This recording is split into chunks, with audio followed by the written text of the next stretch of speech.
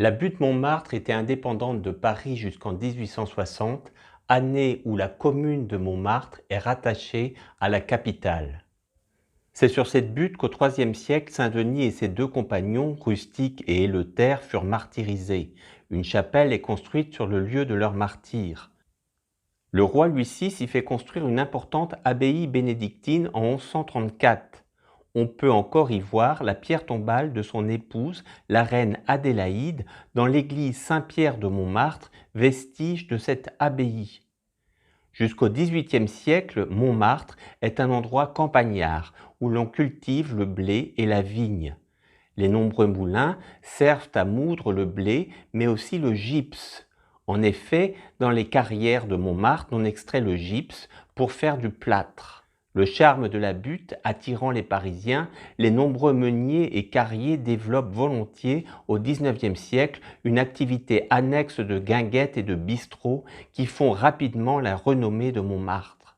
Le Moulin Rouge et son French Cancan ou encore le Moulin de la Galette sont des rappels de ces activités.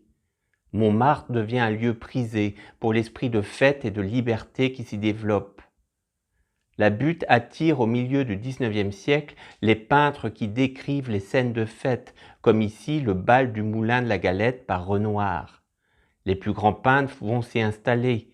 Renoir, Monet, Cézanne, Degas, Van Gogh ou plus tard Dali. C'est au célèbre bateau Lavoir que Picasso, Dufy ou encore Modigliano s'installeront. Toulouse-Lautrec peindra la vie de fête de la butte, avec notamment Aristide Bruant et le Moulin Rouge.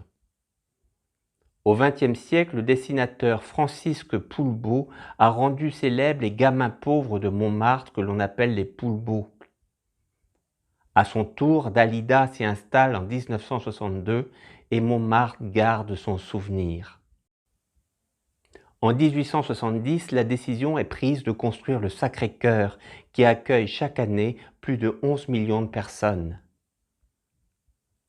La République de Montmartre et la Commune libre de Montmartre font vivre l'esprit si particulier de la butte.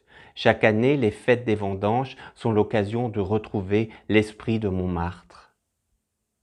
C'est au musée de Montmartre, rue Cortot, que l'on peut le mieux découvrir l'histoire de la butte dans les lieux mêmes où tant d'artistes ont vécu.